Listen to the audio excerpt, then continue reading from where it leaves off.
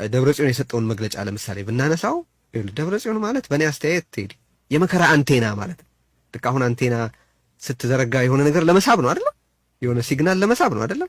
ደብረጽዮን የመከራና የጦርነት ሲግናል እየሳብ የሚያመጥ ይህን ያህል ህዝብ ካስፈጀህ በኋላ አንተ መጀመሪያ አደባባይ ላይ ወጥተህ በዚህ ድፍረት ለመናገር ሰው ብትሆን ይሄ ድፍረት ሊኖር አይችልም ነበር።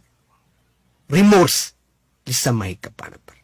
ጸጸት፣ እስካሁን ያወደምኩት ይበቃል፣ እስካሁን የተሳሳትኩት ይበቃል ልትል ይገባ ነበር። እንዴ በህዝብ ህይወት ላይ እኮ የማይገደብ የመሳሳት ነጻነት እኮ የሚባል ነገር የለም።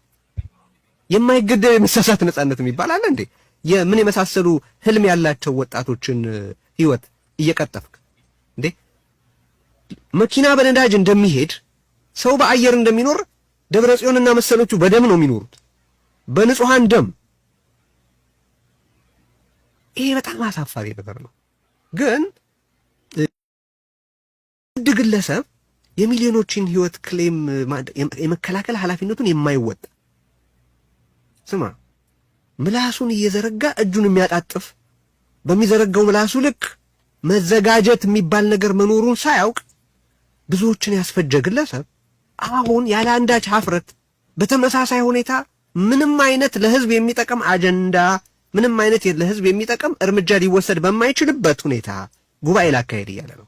ኤግዛክትሊ ያኔ ይፎክር እንደነበር ብዙዎችን እኮ ያሳሳተው ያኔ ይሄንን ሲናገር መቼስ መሬት ላይ ያዘጋጀው ነገር አለ በሚል እኮ ብዙዎች የተታለሉት እኮ በዛ ነው። እኔ ብዙ ሰው ጠይቄያለሁ። ምንድን ነበረ አሁን የካቲት 11 ላይ 2020 የተነገረውን ማለት በ2020 ከጦርነቱ በፊት የተካሄደው የካቲት 11ን በዓል ብታየው እዛ ላይ ደብረጽዮን የተናገረውን ብታይ እኮ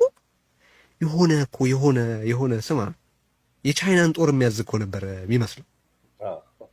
አክቹሊ መሬት ላይ ግን ምንም ሰራ ደብረጽዮን ይሄ በቃ ፓተርኑ ነው። በባዶ በመፎከርና በመጎረር መከራ ወደ ህዝብ መጥራት የደብረጽዮን መገለጫ